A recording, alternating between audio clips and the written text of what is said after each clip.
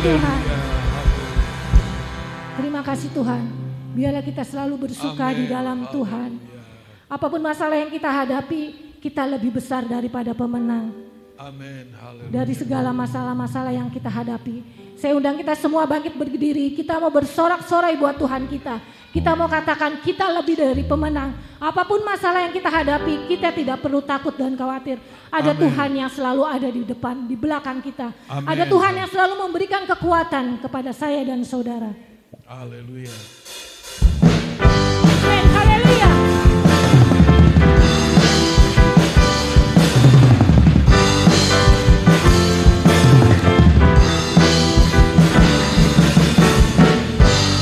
Dari pemenang dalam segala perkara, yang dikalahkan oleh kuasa darahnya. Jika Allah di pihak kita, siapa dapat melawan? Kita lebih dari pemenang, lebih dari pemenang dalam segala perkara. Oleh kuasa darahnya. Amin. Haleluya. Jika Allah di pihak kita, siapa dapat melawan? Kita lebih dari pemenang. Haleluya. Kibarkanlah panggilannya, Yesus Raja segala raja.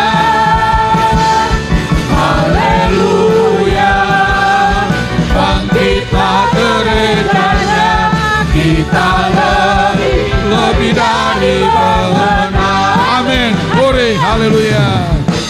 Lebih dari pemenang dalam segala perkara.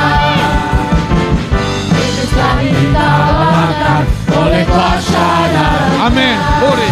Kita Allah di pihak kita, siapa dapat melawan? Kita lebih dari pemenang. Glory. Haleluya. Kibarkanlah panjinya, Yesus Raja segala raja. Haleluya. Bangkitlah gerejanya, kita lebih dari pemenang. Haleluya. Kibarkanlah panggilannya, Yesus Raja segala raja. Haleluya. Bangkitlah gerejanya, kita lebih dari pemenang. Glory. Haleluya. Haleluya. Kibarkanlah panggilannya, Yesus Raja segala raja. Haleluya. Bangkitlah gerejanya, kita lebih dari pemenang. Kita lebih dari pemenang. Kita lebih dari pemenang. Haleluya. Haleluya. Amin. Amin. Haleluya. Haleluya. Haleluya. Puji Tuhan. Amin. Haleluya. Haleluya. Glory. Haleluya. Haleluya. Oh, amin. Haleluya. Haleluya. Haleluya. Haleluya. Amin. Terima kasih Tuhan. Kau menjadikan kami lebih dari pemenang Tuhan. Amin. Segala masalah kami, segala persoalan kami lebih besar Tuhan. Karena kami punya Allah yang luar biasa Tuhan. Terima kasih buat setiap kebaikan-Mu di dalam hidup kami. Terima kasih buat penyertaan-Mu yang luar biasa Tuhan. kami tidak dapat membalas semua kebaikan-Mu Tuhan. Haleluya, haleluya. Amin, haleluya. Amin, haleluya. Kau Allah yang setia, Bapa yang mulia, kasih-Mu besar Tuhan. Kau pulihkan hidupku, Kaulah harapanku, hidupku dalam-Mu. Terima kasih Tuhan,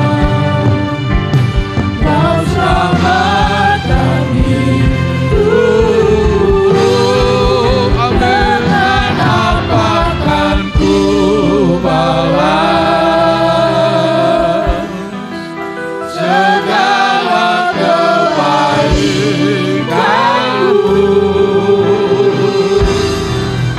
Segenap hatiku menyembah-Mu Yesus, ku bersyukur kepadamu selamanya. Haleluya, amin. Allah yang setia. Oh haleluya Tuhan. Terima kasih Tuhan. Kebaikan-Mu luar biasa di dalam hidup kami.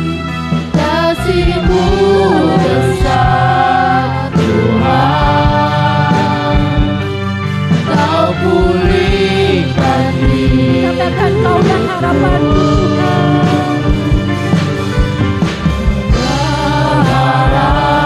Harapanku, Amin. hidupku dalam-Mu. Amin. Terima kasih Tuhan, Kau selamatkan hidupku. Dengan apa akan ku balas segala kebaikan-Mu? Segenap hatiku Menyembah-Mu Yesus, ku bersyukur padamu.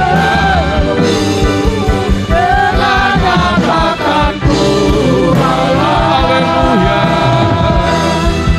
segala kebaikan-Mu.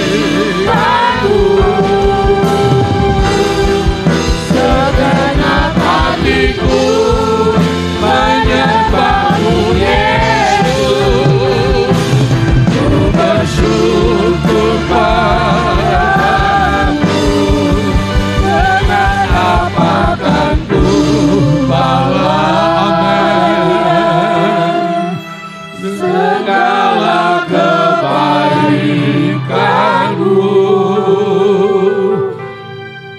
segenap hatiku menyembah-Mu Yesus, ku bersyukur padamu. Dengan apa akan ku balas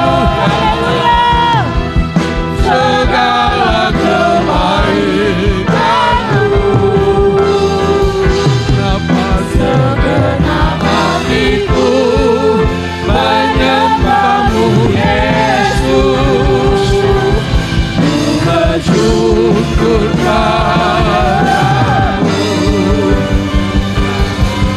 Bersyukur padamu.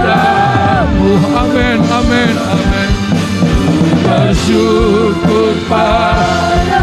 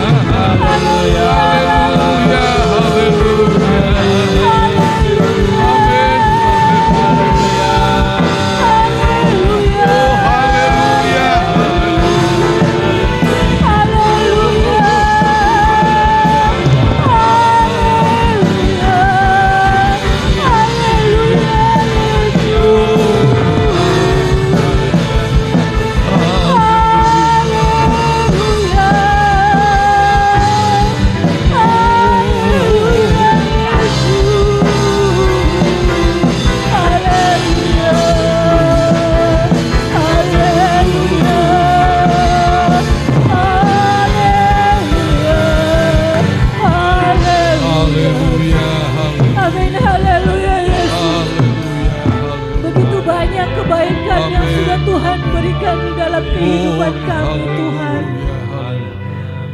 Terkadang apa yang tidak pernah kami lihat, apa yang tidak pernah kami dengar, bahkan kami pikirkan, itu yang Engkau sediakan di dalam kehidupan kami Tuhan.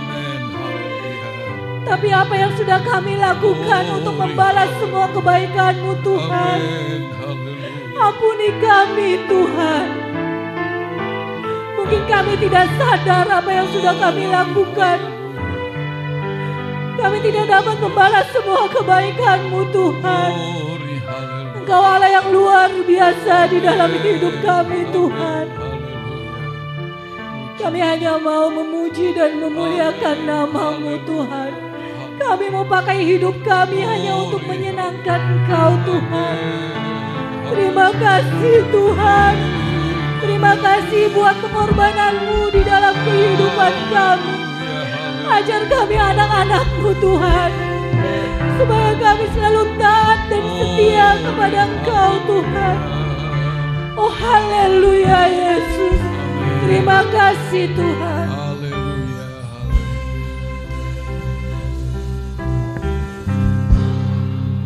Dengan apa kan ku balas segala kebaikan-Mu? Segenap hatiku menyembah-Mu Yesus. Ku bersyukur padamu. Dengan apa kan ku balas segala kebaikan-Mu? Segenap hatiku menyembah-Mu Yesus. Ku bersyukur padamu.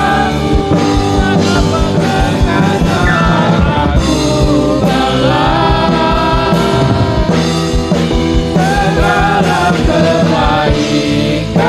kebaikan-Mu? Segenap hatiku menyembah-Mu Yesus. Ku bersyukur padamu selamanya.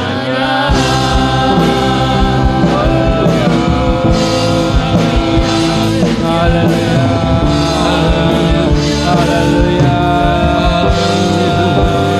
haleluya, haleluya, haleluya. Kami ucap syukur Tuhan pada saat siang hari ini, di mana kami boleh datang kembali menghampiri Engkau Tuhan. Kami boleh menyembah, meninggikan, mengagungkan nama-Mu ya Bapa. Engkau adalah Allah yang luar biasa, Allah yang penuh dengan kasih, Allah yang penuh dengan kuasa. Dialah Tuhan, kami datang pada saat ini menyembah Engkau Tuhan. Kami datang meninggikan, mengagungkan nama-Mu, karena begitu besar kasih-Mu Allah di dalam kehidupan kami Tuhan. Kami tidak dapat membalas dengan apa yang ada pada diri kami saat ini Tuhan. Kami tidak kuat dan tidak mampu Tuhan. Tetapi bila Roh Kudus Engkau memberikan semangat yang baru. Roh Kudus Engkau memberikan kekuatan. Roh Kudus Engkau memberikan kemampuan kepada kami. Untuk kami boleh memuji dan memuliakan akan nama-Mu ya Tuhan. Begitu besar kasih-Mu Allah. Begitu besar luar biasa-Mu ya Tuhan. Engkau Allah yang penuh dengan kasih. Yang selalu menyertai kami semua. Tiba saatnya Tuhan pada saat pagi hari ini. Kalau kami sebentar akan mendengarkan firman-Mu, biarlah Tuhan Yesus Engkau urapi hamba-Mu ya Tuhan. Supaya ketika firman-Mu itu ditaburkan, itu boleh menjadi bekal di dalam kehidupan kami Tuhan. Boleh menjadi kekuatan iman kami ya Tuhan. Dan kami boleh kuat melalui firman-Mu. Karena firman-Mu itulah kekuatan dan firman-Mu itulah terang bagi kehidupan kami. Terima kasih Bapa, kami siap mendengarkan firman-Mu. Di dalam nama Tuhan Yesus, urapi hamba-Mu Tuhan. Dalam nama Yesus, kami berdoa dan mengucap syukur. Haleluya. Amin. Haleluya. Puji Tuhan. Benar, kita tidak bisa balas kebaikan Tuhan yang Allah selalu berikan dalam hidup kita setiap hari. Puji Tuhan. Kita akan lanjut lagi dengan firman Allah pada pagi hari ini. Masih ada lanjutan dengan firman Allah pada hari Minggu kemarin. Kita sudah mendengar bahwa Allah tahu rancangan-rancangan apa yang sangat baik untuk saya dan saudara. Bukan rancangan kecelakaan, tetapi rancangan yang penuh damai sejahtera dan rancangan dengan penuh harapan. Itu yang firman Allah kasih tahu. Bahkan kalau tidak salah, tamu hamba Tuhan bulan lalu menyampaikan firman Allah dalam Efesus 2 ayatnya yang ke-7, bahwa dia menjanjikan yang akan datang, yang kita akan hadapi, masa depan kita, masa depan dengan kekayaan dan kelimpahan dari Allah diberikan untuk saya dan saudara sebagai umat-umat Tuhan. Namun iblis juga tahu janji-janji Allah buat umat-umatnya, buat saya dan saudara. Maka itulah sebabnya dia akan berjuang bagaimana untuk menggagalkan semua rancangan-rancangan Allah yang indah, penuh harapan, penuh damai sejahtera, kelimpahan dari surgawi diberikan, supaya gagal kita tidak bisa mengalami, kita tidak bisa miliki. Maka itulah sebabnya kita sudah ikuti firman Allah kemarin. Iblis itu penyebab kegagalan-kegagalan bagi banyak orang percaya, termasuk saya dan saudara-saudara. Dia digambarkan sebagai singa yang berjalan berkeliling, mencari siapakah yang dapat dia telan. Dia bukan hanya gigit, tapi dia telan. Dia telan itu bulat-bulat itu. Itu pengertiannya apa? Kalau dia menghancurkan kita, dia bisa hancurkan kita sampai tidak akan memiliki apa-apapun. Itu jahatnya iblis itu. Dialah penyebabnya. Sehingga rancangan-rancangan Allah yang baik, yang indah, yang masa depan penuh dengan harapan gagal. Makanya Alkitab memberitahu, waspadalah, berjaga-jagalah.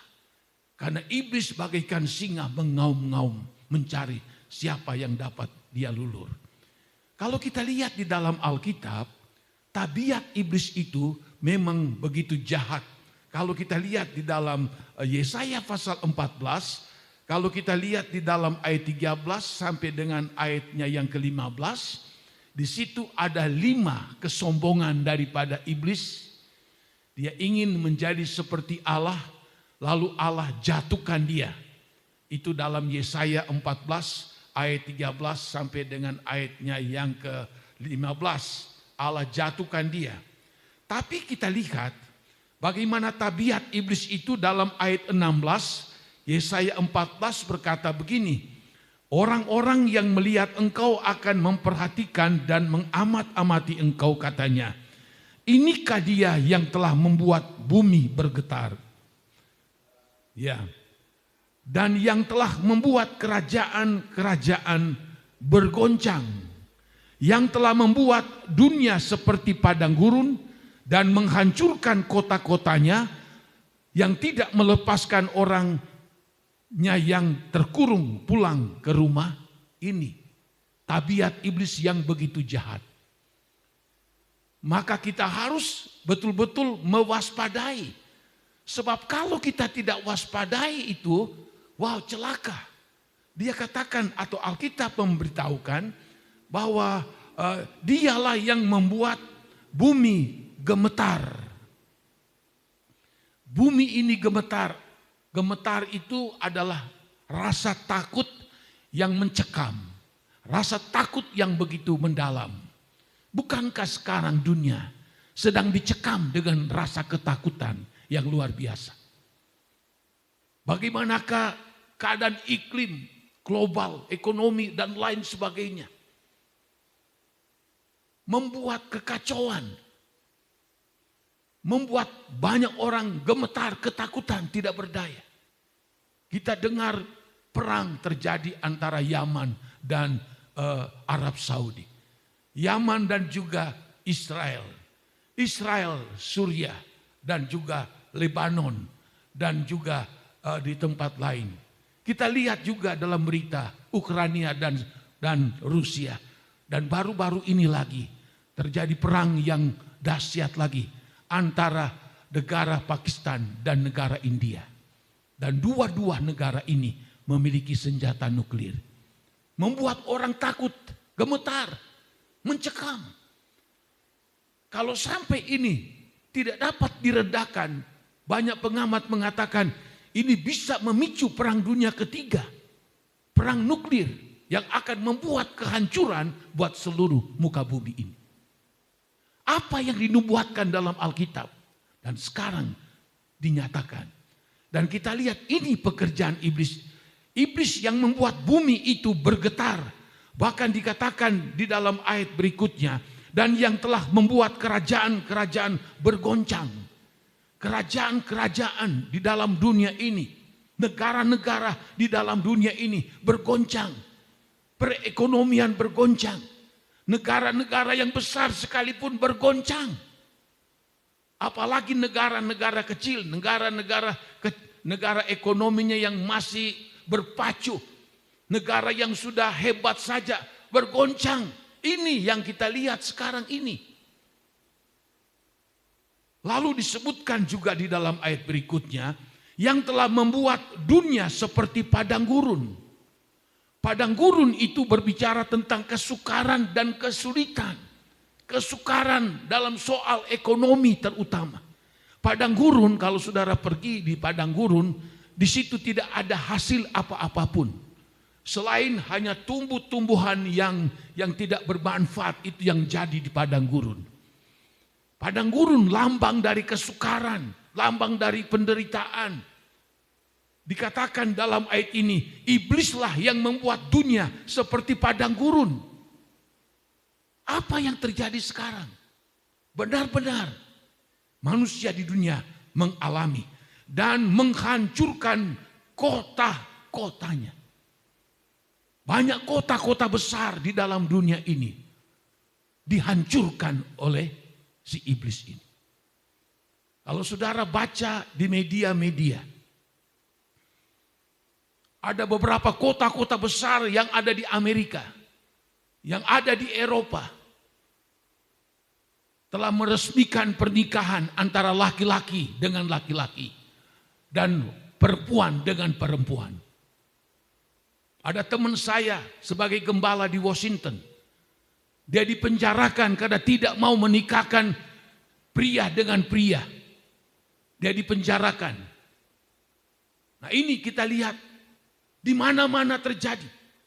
Alkitab memberitahu bahwa menghancurkan kota-kotanya. Apa yang dihancurkan? Moral yang dihancurkan. Moral manusia di muka bumi ini sangat mengerikan itu terjadi.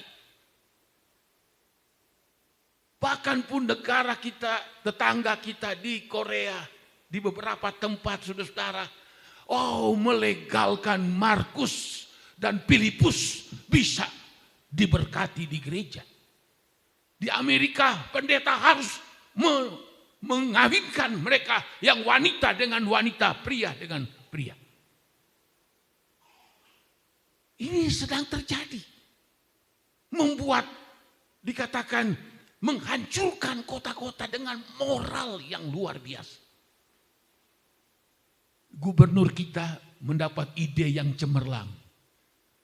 Anak-anak remaja yang pemabok, yang tawuran, yang berkelahi, lalu dikumpulkan, dididik melalui didikan militer. Dan ternyata banyak yang mengacungkan jempol. Kenapa? Karena perlu sekali didikan-didikan moral supaya manusia itu bisa menjadi sesuatu yang berhasil, beruntung. Tapi kita lihat iblis merusak ini semua. Banyak sekali negara-negara, kota-kota di dunia ini yang dihancurkan oleh si iblis ini. Bahkan yang kelima dikatakan, dan tidak melepaskan orang-orangnya yang terkurung pulang ke rumah. Tabiat iblis apa? Mengikat orang, membelenggu orang dengan dosa-dosa. Ada orang yang dia belenggu dengan mabuk-mabukan. Ada orang yang dia belenggu dengan obat-obatan narkotik. Sulit untuk bisa pulang ke rumah. Kenapa? Rusak moralnya. Kalau dia sudah ikat seseorang dengan kejahatan, dengan dosa. Ini yang banyak sekali terjadi di muka bumi ini. Iblis mengikat orang per orang. Tidak peduli siapakah dia, wanitakah dia, priakah dia, mudakah dia, tuakah dia. Diikat dengan dosa, diikat dengan kejahatan dan kejahatan. Dan kalau iblis sudah mengikat seorang, akan sulit untuk melepaskan. Iblis mengikat seorang itu untuk hidup di dalam perzinahan. Iblis mengikat akan seorang wanita diikat dengan perzinahan dan lain-lain sebagainya. Ada yang iblis ikat dengan apa? Dengan kuasa-kuasa kegelapan, roh perdukunan yang begitu hebat. Dan kita melihat di daerah kita ini banyak sekali orang untuk mencarikan kekayaan. Mereka mengikat diri, mengkadekan diri dengan apa? Kepada iblis untuk mendapatkan kekayaan. Dan sulit untuk dilepaskan. Sebab manusia melepaskan diri sulit. Hanya satu yang dapat melepaskan kalau dia percaya kepada Tuhan Yesus Kristus. Hanya dialah yang mampu melepaskan. Ini tabiat-tabiat iblis ini yang menghancurkan dunia. Terlebih kita yang hidup pada akhir zaman ini. Kita sudah ikuti firman Allah kemarin juga. Bagaimana iblis itu pembohong nomor satu. Pendusta, pembunuh, penipu. Jahat betul iblis ini. Nah, jadi kalau kita tahu sepak terjang daripada iblis. Tujuannya sebetulnya supaya kita tidak boleh menggapai janji-janji Tuhan. Tuhan sudah berjanji nanti masa depan kamu penuh harapan. Masa depan kamu akan diberkati, masa depan kamu nanti akan sukses. Nanti masa depan kamu nanti mati di dunia, kamu akan senang di sorga. Iblis tidak suka itu, sama sekali iblis tidak suka. Dia melancarkan serangan-serangannya seperti yang kita sudah ikuti di dalam ayat ini.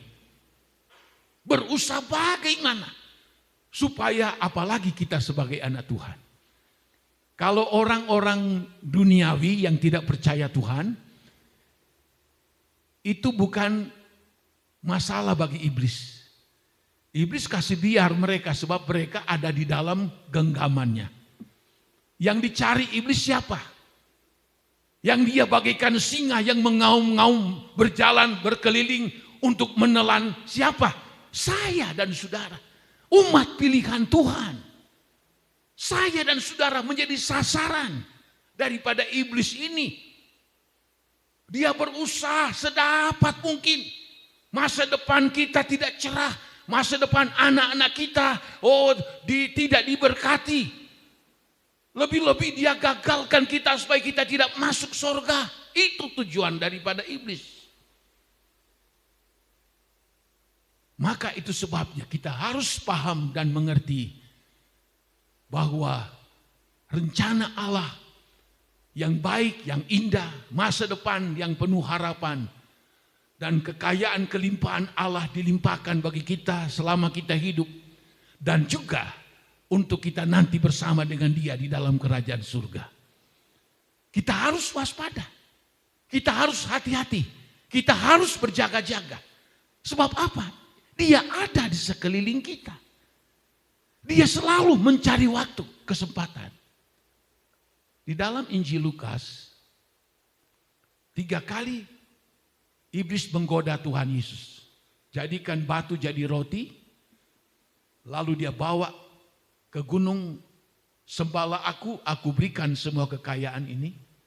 Lalu ketiga, dia katakan bahwa naiklah ke bebungan bait suci, jatuhkan dan malaikat akan menopang engkau. Tuhan katakan jangan mencobai Tuhan Allahmu. Lalu dia usir ini iblis pergi. Tapi ada ayat, di ayat itu dalam Lukas 4. Lalu iblis pergi dan mencari waktu yang baik. Dia pergi, bukan pergi tinggalkan. Kalau kita menang menghadapi iblis hari ini, bukan berarti kita sudah bebas besok dan seterusnya. Tidak. Tuhan Yesus saja dikatakan dia mencari, iblis mencari waktu yang baik untuk apa? Menjatuhkan dia. Dan waktu yang baik yang iblis taruh, kesempatan yang baik. Banyak kita lihat dalam Alkitab. Iblis pakai Petrus. Yesus mau ditangkap, Petrus potong telinganya hamba Imam Malkus. Banyak cara. Ibu-ibu menangis mengiring dia sampai ke Golgota. Itu semua halangan-halangan. Penderitaan di Getsemani, wah begitu luar biasa sampai keringatnya seperti darah. Itu tantangan-tantangan nih. Engkau akan begini, engkau akan tersiksa, engkau teraniaya, wow segala macam dia alami. Tapi puji Tuhan, Tuhan Yesus menang menghadapi iblis. Dan sampai dia mati, ada ayat berkata, sudah genap, iblis telah dikalahkan. Tadi kita sudah nyanyi, iblis telah dikalahkan oleh kuasa darah Yesus. Amin. Luar biasa. Nah, jadi kita lihat Allah selalu memiliki rencana yang baik, yang indah untuk kita. Kita sangat bersyukur untuk hal ini. Lalu mungkin ada yang bertanya, wow, bagaimana untuk bisa menghadapinya? Apa bisa? Enggak bisa. Kita bisa. Kekuatan kita memang tidak bisa. Pengetahuan kita juga tidak mampu. Siapapun di dunia ini tidak akan mampu melawan iblis. Tetapi Tuhan memberikan kita senjata untuk bisa menghadapi akan iblis ini. Itu dapat kita lihat di dalam kitab Wahyu pasalnya yang ke-12. Di situ ditulis di dalam Alkitab. Dalam Wahyu pasal 12 dikatakan di dalam ayat 10 dan seterusnya berkata begini. Aku mendengar suara yang nyaring di surga berkata, sekarang telah tiba keselamatan dan kuasa dan pemerintahan Allah kita dan kekuasaan Dia yang diurapinya, karena telah dilemparkan ke bawah pendakwa saudara kita itu iblis, yang mendakwa mereka siang dan malam di hadapan Allah kita, dan mereka mengalahkan Dia oleh darah domba, oleh kesaksian, oleh perkataan kesaksian mereka, karena mereka tidak mengasihi nyawa mereka sampai ke dalam maut. Iblis dapat dikalahkan oleh siapa? Oleh darah anak domba, itulah Tuhan Yesus Kristus. Bagaimana kita bisa memiliki senjata itu? Lah mudah. Saya dan saudara sudah percaya Tuhan Yesus. Dosa kita diampuni melalui darahnya. Segala kesalahan kita di dalam 1 Petrus 1. Kita ditebus bukan oleh emas dan perak, barang-barang yang fana di dunia ini. Bukan. Tapi kita telah ditebus oleh darah Yesus Kristus. Darah yang mahal. Yang tidak ada tarahnya. Darah Yesus telah menebus saya dan saudara-saudara. Kita menjadi orang percaya bukan karena keturunan. Tapi kita menjadi percaya karena kita tahu oleh percaya kita kepada Tuhan, maka kita ditebus dari segala dosa melalui pengorbanannya darah Tuhan Yesus. Pada saat kita menerima Dia sebagai Tuhan dan Juru Selamat, kita percaya, bertobat, baptis, lahir baru, mengasihi Tuhan, melakukan segala perintah-perintah dari Allah, maka darah Yesus menutup bungkus kita. Dimanapun kita pergi, dimanapun kita berada. Saya pernah berhadapan dengan seorang wanita yang dirasuk oleh setan. Dirasuk oleh setan luar biasa. Tapi saya tahu, saya punya Yesus, saya punya darah Yesus.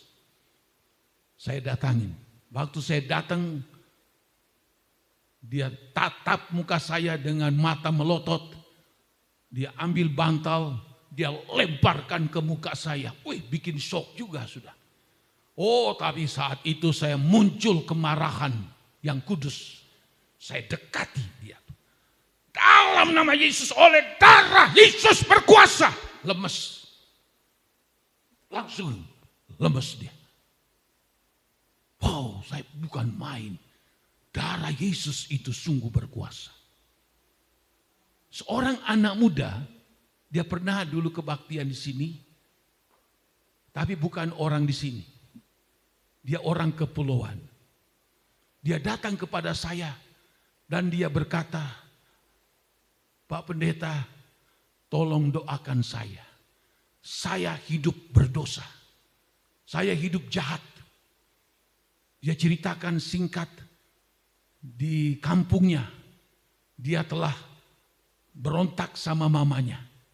Dia sangat-sangat benci kepada mamanya. Karena perilaku mamanya yang tidak menyenangkan dia. Lalu dia datang ke Jawa. Lalu setelah itu bukan jadi baik. Dia menjadi anak yang justru lebih brutal. Banyak kejahatan dia lakukan, banyak dosa yang dia lakukan. Bahkan dia terjebak dengan seorang wanita yang sudah tua. Yang mengklaim bahwa dia itu suaminya. Diikat oleh seorang wanita yang sudah jauh lebih tua seperti umur mamanya. Dan wanita itu mengklaim kamu itu adalah suami saya. Dia linglung, dia bingung, dia kacau bagaimana keadaan ini. Dia sudah tidak tahu. Dia ceritakan semua segala dosa-dosa yang dia alami. Lalu saya bersaksi, kau percaya Yesus, sungguh-sungguh percaya dan terus saya bersaksi. Lalu akhirnya saya doakan dia di sini. Waktu itu bangkunya bangku dari jati yang ada di aula. Saya berdoa, bertarung. Wow, luar biasa. Makin lama, makin dia merasa mulai jamahan Roh Kudus. Jatuh lagi. Dia jatuh. Dia berlutut di bangku. Saya tumpangkan tangan dalam nama Yesus. Oleh darah Yesus berkuasa. Hancurkan segala ikatan dosa. Wah, berputar-putar jatuh, bangun lagi. Dia teriak, panas, panas, panas, panas. Begitu terus dia teriak. Saya tambah, tumpangkan tangan dalam nama Yesus. Dalam nama Yesus, mungkin 2 jam. Lalu, setelah itu sudah reda. Dia berterima kasih. Terima kasih Pak. Saya merasa sejahtera sekarang. Saya mau pulang ke kampung. Saya mau sujud ke mama saya. Saya sudah sangat berdosa. Saya bebas. Dan saya tidak pernah lihat lagi mukanya. Sampai sekarang ini. Tapi pengakuannya dia pulang ke kampung.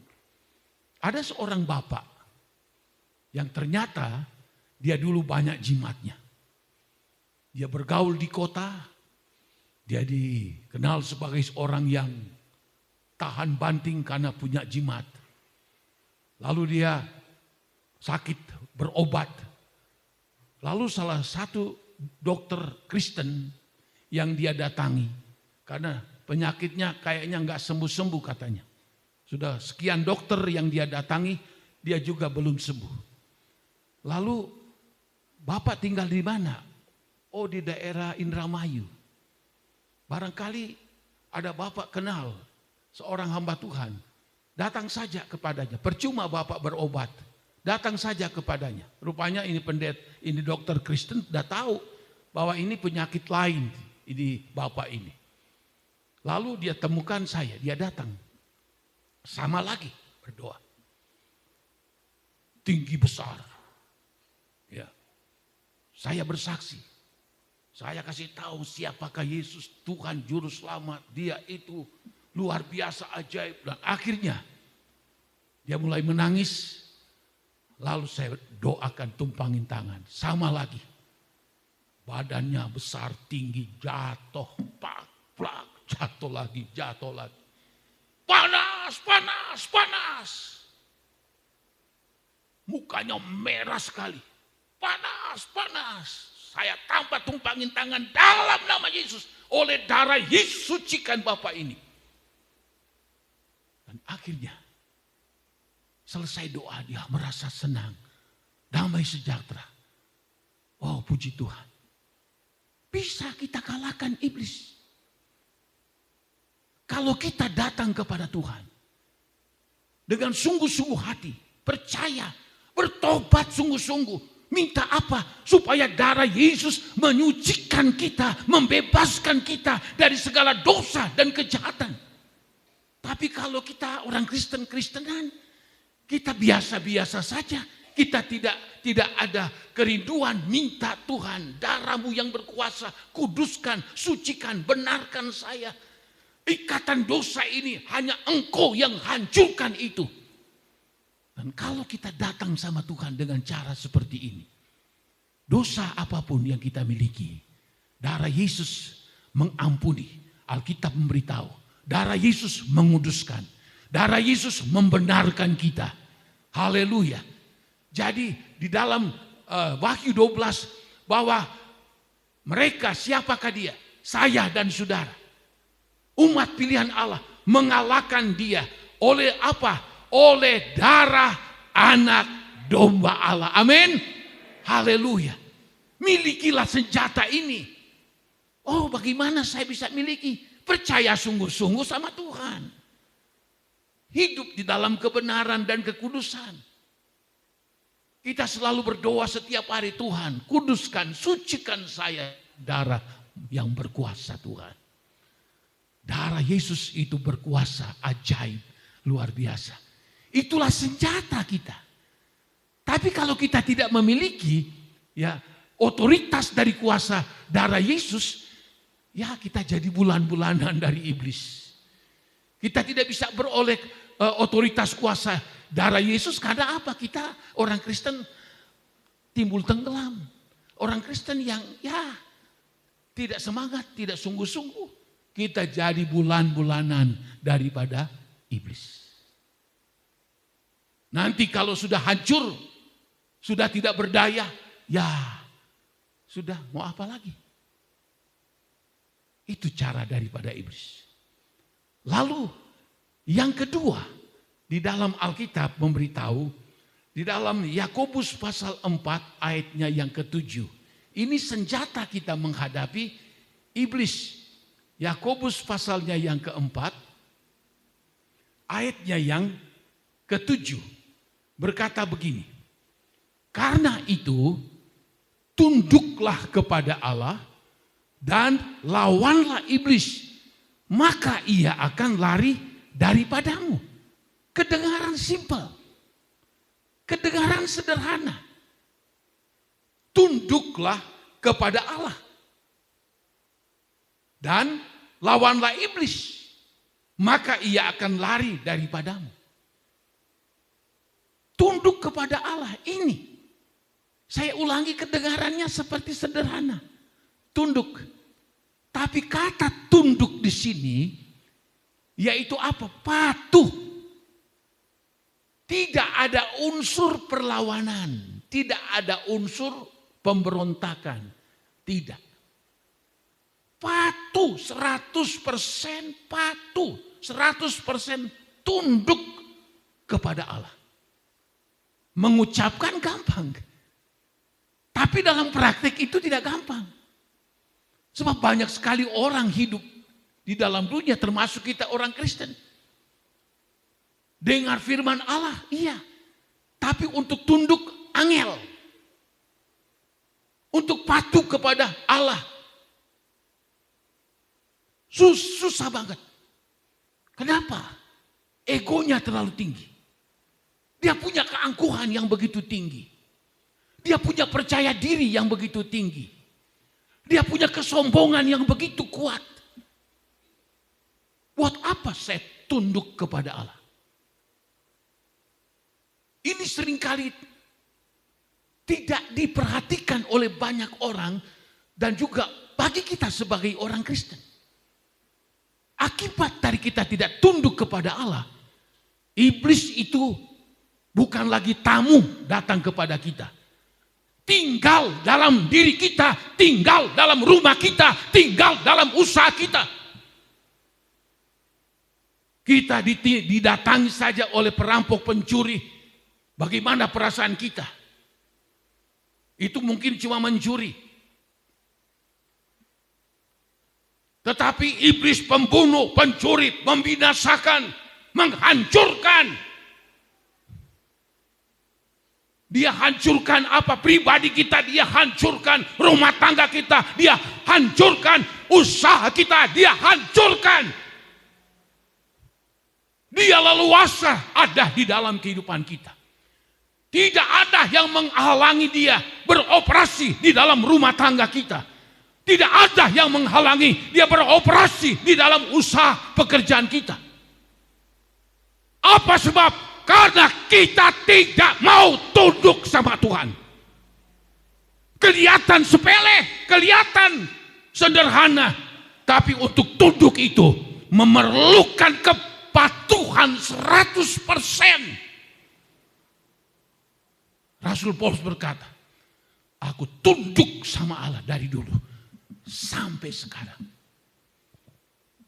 Tidak sedikit orang Kristen suka membantah. Suka bantah. Membantah caranya apa? Firman Allah katakan begini, dibantah begini. Firman Allah katakan begini, dibantah begini. Apalagi sekarang banyak nabi palsu, guru palsu, pendeta palsu sekarang yang menyimpang dari kebenaran. Alkitab katakan begini, mereka katakan begini. Itu tandanya apa? Tidak mau tunduk kepada Allah.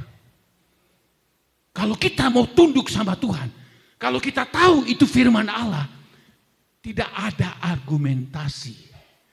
Tidak ada cara untuk kita berkata begini. Saya pikir-pikir dulu.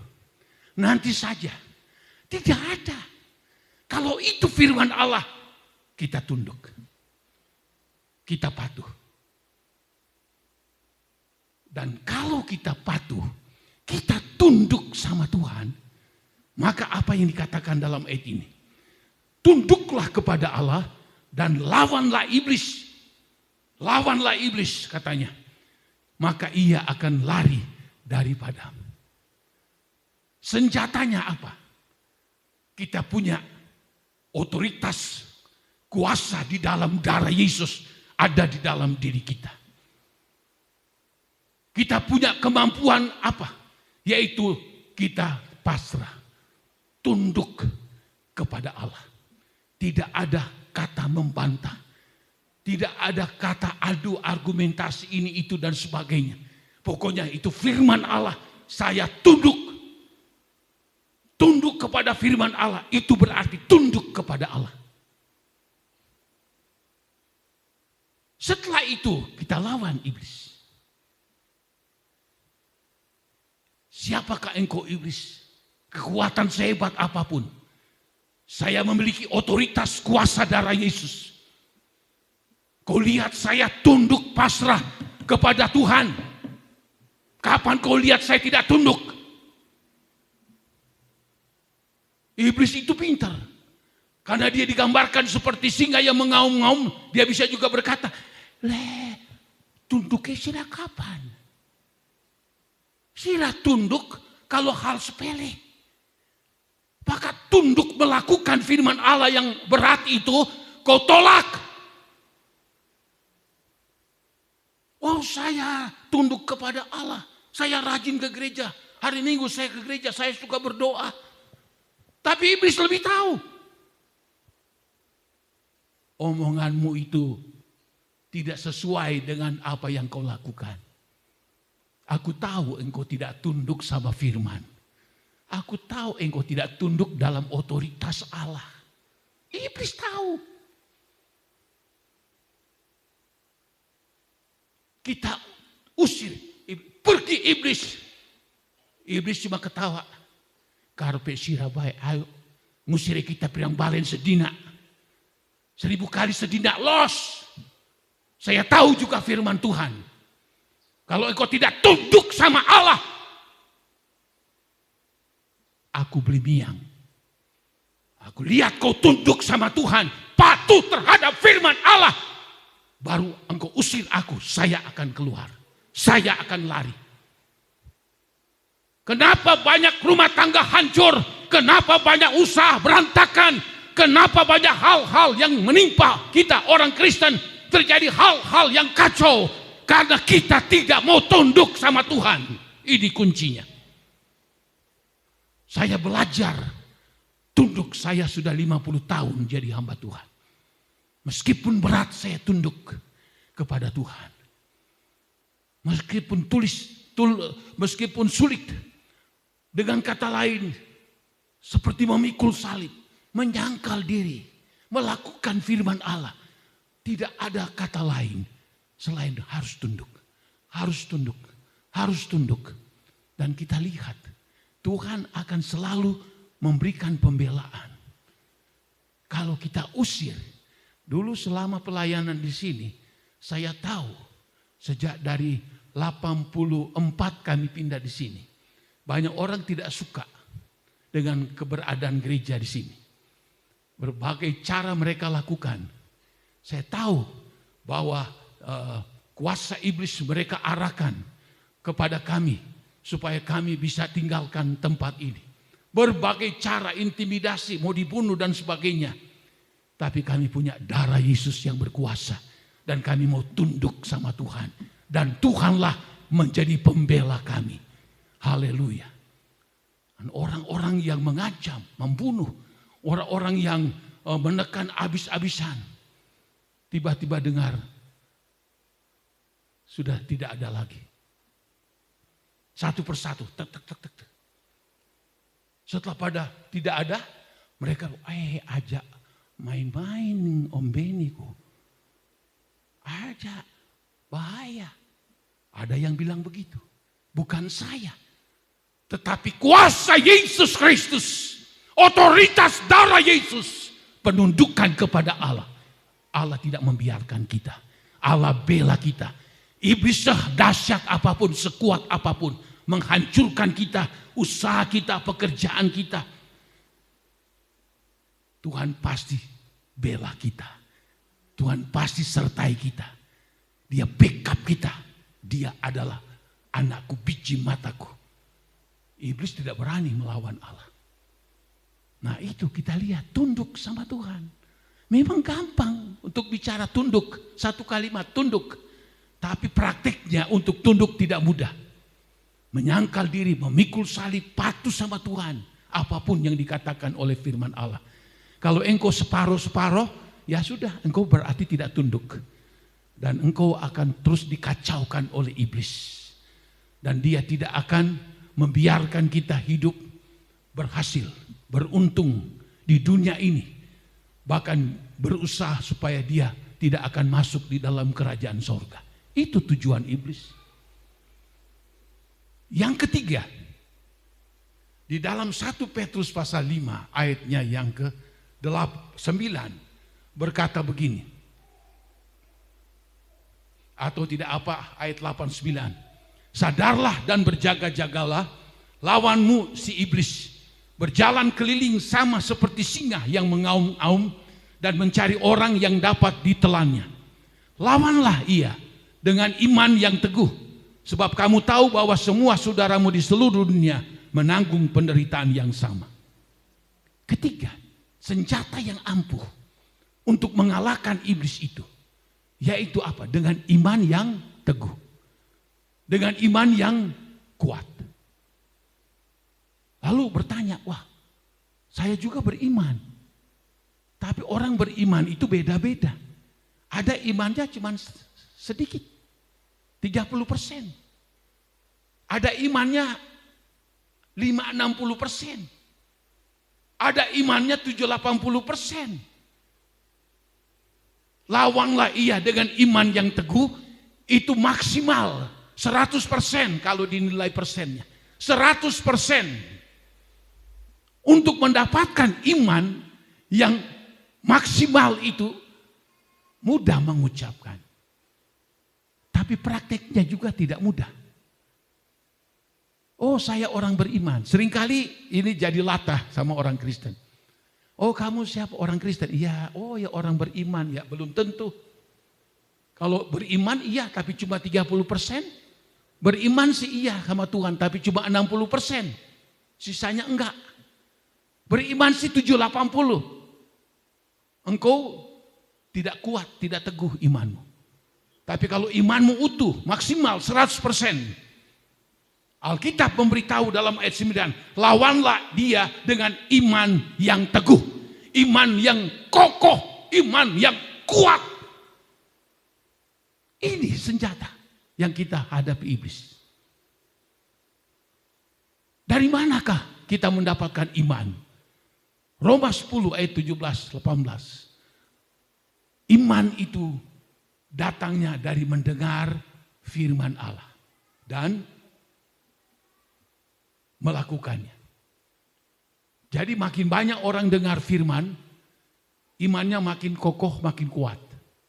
Nah, kalau kita dengar firman Allah jarang, ya sudah, iman kita stagnan, tidak bereaksi tumbuh. Tapi makin engkau suka firman Allah terus menerus, firman Allah akan membuat engkau akan bertumbuh imanmu di dalam Tuhan. Oh, saya juga suka ke gereja, suka dengar firman Allah. Jadi saya juga beriman, belum tentu. Loh, Alkitab katakan dari manakah datangnya iman? Iman itu dari mendengar firman Allah. Saya suka dengar firman Allah. Oh, saya suka dengar firman Allah juga di YouTube. Oh ya, oke. Tidak apa-apa. Tapi iman yang seperti apa? Nah, ini satu contoh. Di dalam Matius 7 ayat 20 berapa itu? Matius 7 ayat 23 dan 24. Supaya kita tahu bukan hanya sekedar beriman sama Tuhan. Iman sih iman. Tetapi bukti dari orang beriman apa? Melakukan firman Allah. Dia katakan, oh saya orang beriman. Selalu datang ke gereja. Tapi dia tidak mau melakukan firman Allah. Dalam Matius 7 ayat 24 berkata begini. Setiap orang yang mendengar perkataanku ini, itulah firman Tuhan. Dan melakukannya, ia sama dengan orang yang bijaksana, yang mendirikan rumahnya di atas batu. Kemudian turunlah hujan, datanglah banjir, lalu angin melanda rumah itu. Tetapi rumah itu tidak rubuh sebab didirikan di atas batu. Mendengar firman Allah, sumber iman. Tetapi kalau cuma sekedar mendengar, tidak melakukan firman Allah, percuma. Tuhan Yesus memberitahu, orang yang mendengar perkataanku, firmanku, dan melakukannya. Ditindaki dengan melakukan firman Allah itu. Bukan cuma disimpan, bukan cuma sekedar diingat, melakukan firman Allah itu. Mereka digambarkan seperti orang yang bijaksana, yang membangun rumahnya di atas apa? Di atas batu. Hujan, banjir, angin melanda rumah itu. Maka dikatakan rumah itu tidak akan rubuh. Jadi orang mendengar firman dan melakukan. Ini intinya.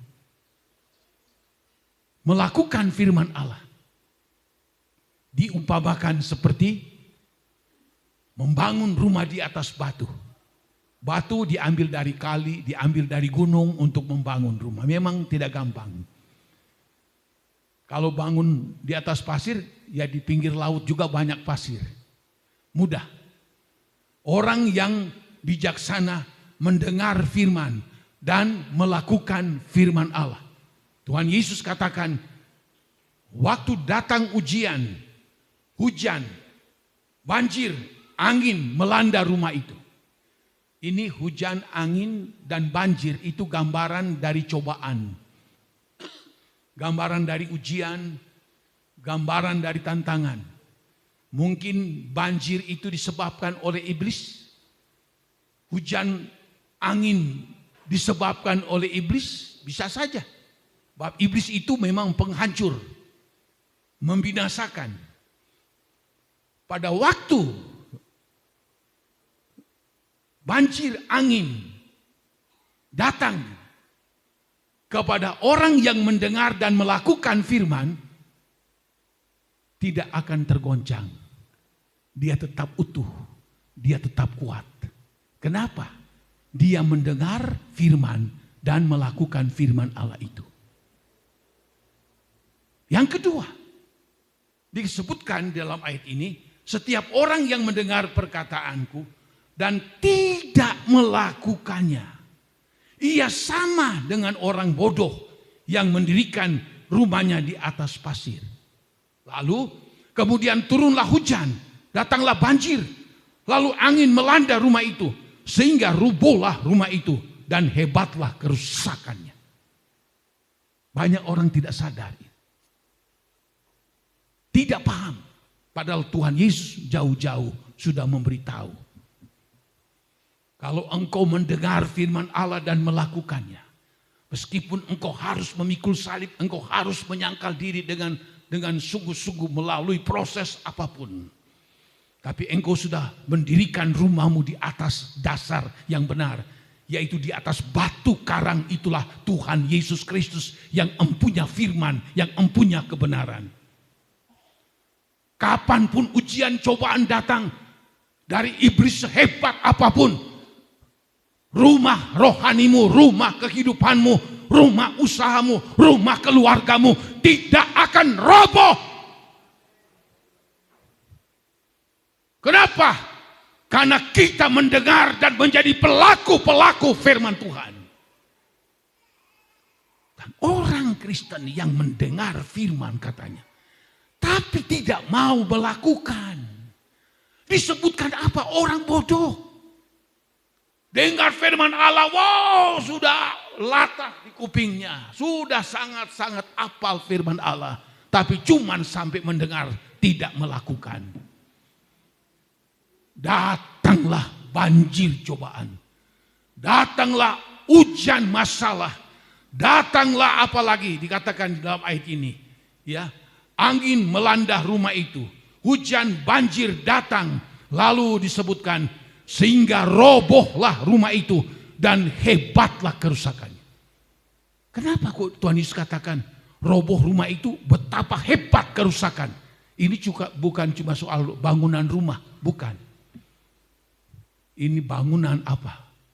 Rumah tangga. Bangunan apa? Usahamu. Bangunan apa? Pribadimu. Pekerjaanmu. Roboh. Kenapa roboh? Tidak suka melakukan firman Allah. Zaman sekarang cobaan angin, banjir, dan hujan begitu hebat sekali melanda dunia sekarang. Tapi kalau engkau melakukan firman Tuhan, Tuhan akan jaga engkau. Di dalam kitab Mazmur ada malaikat-malaikat Allah akan datang di sekeliling kemahmu, rumahmu, usahamu, keluargamu, pekerjaanmu. Ada malaikat-malaikat Allah yang akan menolong, menyertai, melindungi kita. Kenapa banyak rumah tangga hancur berantakan meskipun orang Kristen? Kenapa usaha mata pencarian berantakan meskipun dia orang Kristen? Dan banyak hal-hal lain, bukan hal yang baik yang dia dapati, tapi kerusakan, kerobohan yang dia hadapi. Orang Kristen ini hanya dengar firman tapi tidak mau melakukan firman Allah. Dan iblis juga tahu. Dia tahu mana orang yang melakukan firman dan mana yang tidak melakukan firman. Kalau dia tahu, wah ini orang Kristen, tapi dia tidak suka datang mendengar firman Allah. Oh firman Allah masuk kiri, keluar telinga kanan. Lalu apa yang terjadi? Dia datang Dia panggil 7 temannya dalam Alkitab. Dia datang ke rumah itu. Wow, ayo kita hancurkan dia. Ayo kita robohkan dia. Kita hancurkan pekerjaannya, hancurkan usahanya. Sebab Tuhan Yesus sendiri sudah kasih tahu. Orang yang mendengar tapi tidak melakukan, mereka akan mudah diterjang banjir, angin topan, hujan besar sekalipun. Iblis juga tahu. Tapi kalau kita dan saya dan saudara menjadi pelaku-pelaku firman Tuhan, jangan takut. Sehebat apapun goncangan-goncangan yang terjadi akhir-akhir ini, Tuhan mampu pelihara saya dan saudara. Haleluya. Dia mampu melindungi kita. Dan firman Allah yang sebagai jaminan masa depan kita penuh dengan harapan. Masa depan kita bukan kehancuran dan bukan kecelakaan. Masa depan penuh damai sejahtera. Kelimpahan kekayaan Allah akan didatangkan Allah kepada kita. Itu akan terlaksana dalam kehidupan kita ini.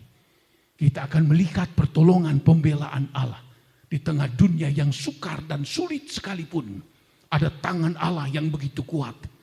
Yang memegang saya dan saudara. Karena kita memiliki otoritas kuasa darah Yesus. Karena kita mau tunduk kepada Tuhan. Karena kita ini adalah orang-orang yang mendengar dan melakukan firman dari Tuhan. Haleluya. Lawan dia dengan imanmu yang teguh. Ya, saya melawan. Tapi kenapa iblis tidak pergi-pergi? Kenapa masalah ini terus tidak meninggalkan kami? Ya karena dia tahu otoritas darah Yesus tidak ada. Penundukan diri kepada Allah tidak ada. Engkau tidak memiliki iman yang teguh. Iblis tidak hanya bertamu, tapi dia tinggal di dalam hidup orang seperti ini.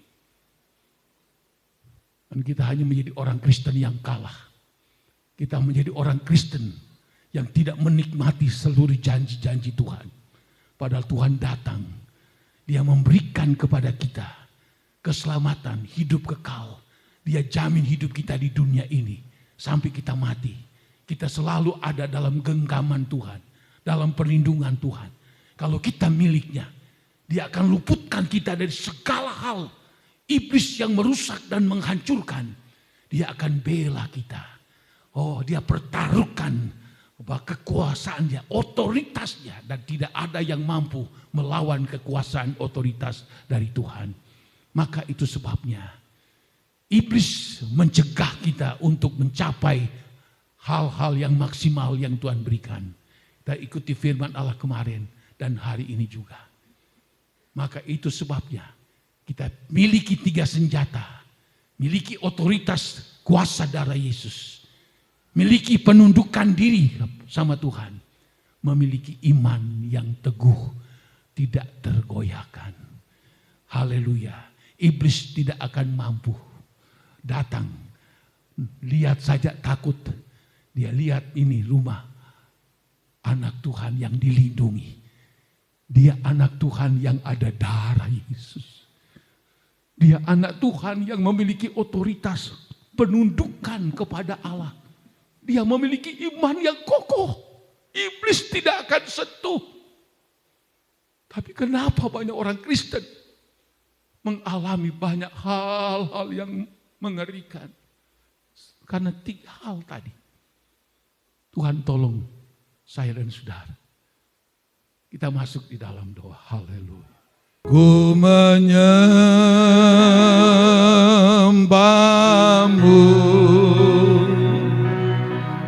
ku sembahmu,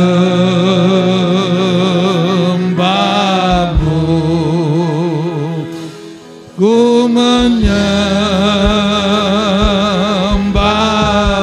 amin. Ku sembahmu,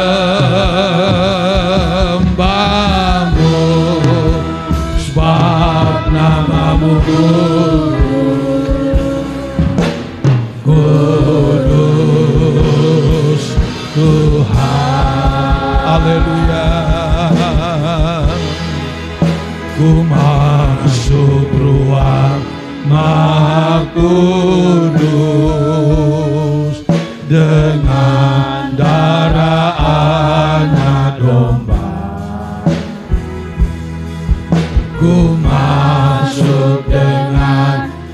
hati tulus menyembah yang maha kuasa. Ku menyembah, haleluya. Ku sembahmu,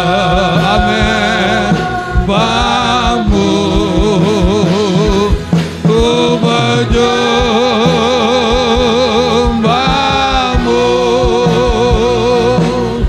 ku sembahmu,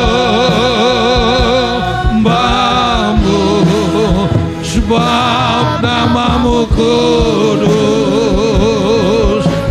kudus Tuhan. Ku masuk ruang maha kudus, amin, haleluya.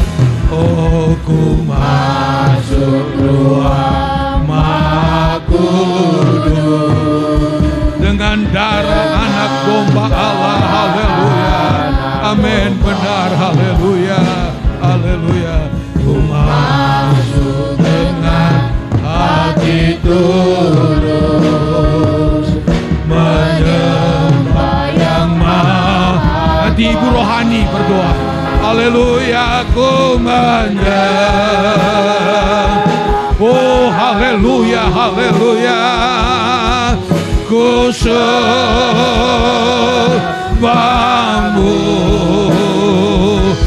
ku menyembah, haleluya. Hanyalah Dia yang patut disembah, hanya Dia yang patut dipuji, haleluya. Oleh darah Yesus, oh dengan penundukan diri, oleh iman yang teguh, kita kalahkan iblis, haleluya, haleluya. Oh, ku menyembahmu, haleluya, menyembahmu, haleluya. Ku sembahmu, haleluya. Ku sembahmu, amin, sebab namamu kudus.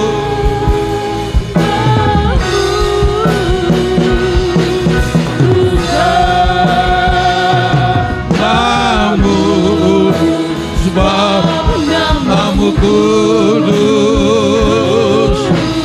kudus Tuhan.